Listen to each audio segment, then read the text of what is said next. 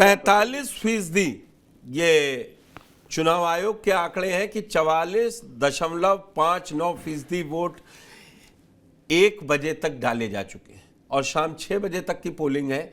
पहले तो आप जो ये एक अच्छा पोलिंग देखा जा रहा है, इस पे क्या कहेंगे? और समाजवादी पार्टी अपने आप को अब जब आधा टाइम बीत चुका है, वो खड़ा अपने को कहाँ पा रही कि मिल्कीपुर में जनता उसको मिल रहा है सहयोग कि नहीं मिल रहा है? आपका क्या दावा है? पुष्कर जी, समाजवादी पार्टी शुरू से मिल्कीपुर चुनाव को लेकर सकारात्मक रही है। हमने हमेशा सकारात्मक बात करी है, कभी हमने नकारात्मक बातें नहीं करी हैं। हमें पूरी आशा और उम्मीद है जो हमारा वोटर है, खासतौर से जो पीडीए है, वो निकला है और उसने वोट समाजवादी पार्टी को किया है।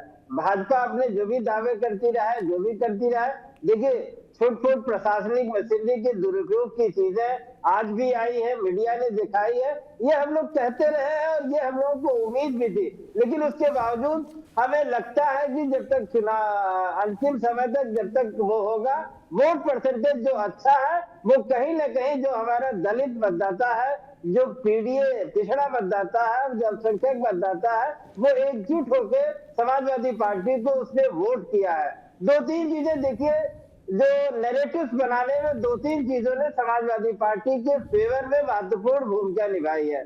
पहली बात, महंत राजू दास ने जो माननीय मुलायम सिंह यादव को अब शब्दों से जो नवाजा था, उसका भी पीडीए ने बहुत ही गंभीरता से लिया है। एक ऐसे नेता को जो कि मतलब पूरे पिछड़े वर्ग में बहुत ही माननीय और सम्मानीय है, उसे इस तरह से भाजपा के एजेंट वाले उसकी भर्त्सना, उसकी निंदा हम सब कर रहे हैं, आप लोग ने किया है।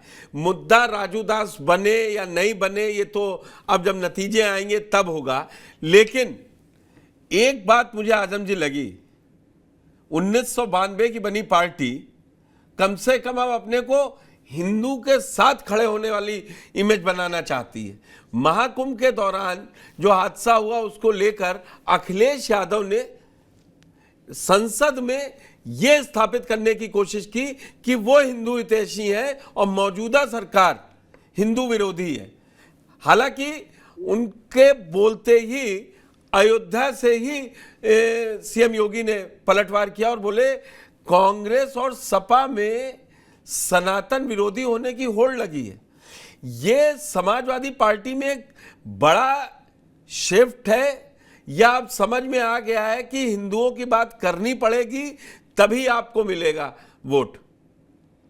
देखिए, हम लोगों ने कभी भी भाजपा की तरह सर्टिफिकेट बांटने वाला ये नहीं कहा कि हम सनातन धर्म का सर्टिफिकेट बांट रहे हैं या राष्ट्रभक्ति का सर्टिफिकेट बांट रहे हैं। समाजवादी पार्टी शुरू से कहती रही है कि कानून व्यवस्था और कानून का राज होना चाहिए। जो संविधान ने संवैधानिक अधिकार पिछड़ों, दलितों, अल्पसंख्यकों को दिया है, वो मिलना चाहिए। जब उत्तर प्रदेश के टैक्स पेयर का इतना बड़ा पैसा 10,000 करोड़ रुपया कुंभ में खर्च किया गया, तो जो कुंभ के श्रद्धालु आए उन्हें वो सुविधा क्यों नहीं मिली? आखिर उत्तर प्रदेश के लोगों का ही तो पैसा है जो कुंभ में उत्तर प्रदेश की सरकार ने खर्च किया।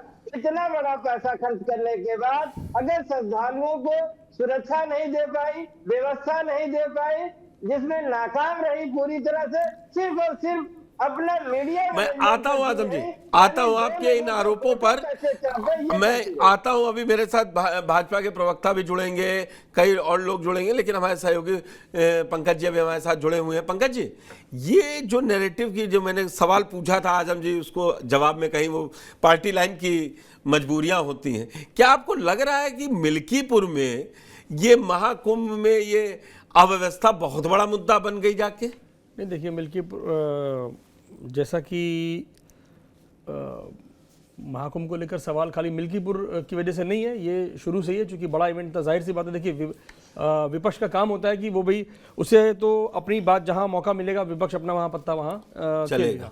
और जाहिर सी बात है, उस घटना को लेकर कोई भी ये नहीं कह सकता है कि नहीं कुछ हुआ नहीं, ठीक है। और जहाँ तक आंकड़ों की बात है तो आंकड़े योगी सरकार ने जारी किए हैं। कल शायद ये भी आ गया था वहाँ से कि भाई अगर विपक्ष के पास कोई आंकड़े हैं तो संसद में चाहे या सरकार के सामने या मीडिया सामने वो जारी करें, वो बताएं आंकड़े, सुनी बातें ना कहें, ठीक है।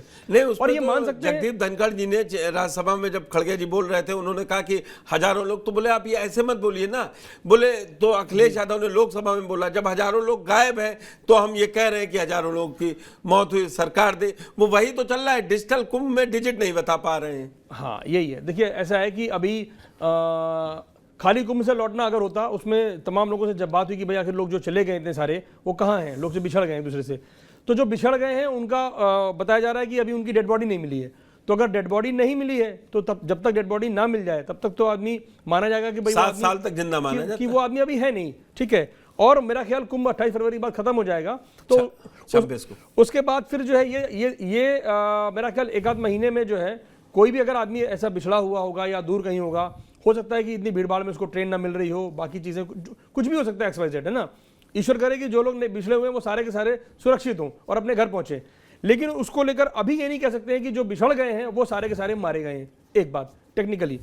दूसरा जहां तक बात है, देखिए जैसा कि आजम जी बोल रहे थे कि ठीक है पॉजिटिव रिस्पांस आप मिल्कीपुर में कर रहे हैं, लेकिन लगातार पिछले मैंने कहा एक हफ्ते से जो है वहां पर एक समाजवादी पार्टी के अंदर एक मैंने कहा ना पॉलिटिकल डिप्रेशन टाइप का वो दिख रहा है। अवधेश प्रसाद जी रोने लगे जिस तरह से, तो लोगों ने ये भी सवाल उनसे उठाया कि भाई आप अभी रो रहे हैं, मोहित खान वाले मामले में तो आप नहीं रहे उस बेटी के लिए, वो भी दलित की बेटी थी, ये चीज़ें थी। दूसरा कि अभी जो इलेक्शन में गड़बड़ी की बात कही तो हम लोगों को भी बड़ा लगा कि भाई जब पहला ट्वीट किया, और अखिलेश यादव चूंकि पूर्व CM है तो उनके ट्वीट की कोई मायने है, और उनके ट्वीट का एक वो होता है कि भाई कुछ अगर कह रहे हैं वो तो पॉलिटिकल लाइन से हटकर कुछ ना कुछ एक बुनियाद होगी उसमें। लेकिन उसके बाद SP का बयान आ गया, उन्होंने कहा साहब हम बूथ एजेंट को चेक कर रहे थे, ना कि हम वोटर्स को चेक कर रहे थे, और अगर इसको भी काउंटर करना है तो भाई आपके पास चुनाव आयोग है, आपके पास स्टेट इलेक्शन कमीशन है, सेंट्रल इलेक्शन कमीशन है, आप अपनी बात वहां कह सकते हैं, और उस आदमी को आप ट्रेस कीजिए जिस आदमी की चेकिंग हो रही थी वो बूथ एजेंट था या कि वो मतदाता था। नहीं, वो तस्वीर में कहूंगा चला दें, आप देखेंगे वोटरों की लाइन अलग लगी है और पुलिस वाला वो जो पूछ रहा है वो अलग है। मैं PCR से कहूंगा कि वो अखिलेश यादव का ट्वीट में भी ये पॉसिबल है कि हो सकता है उस लाइन से निकाल कर जो है फुल स्क्रीन डालिए, इसमें वो तस्वीर पूरी नहीं आ पा रही है।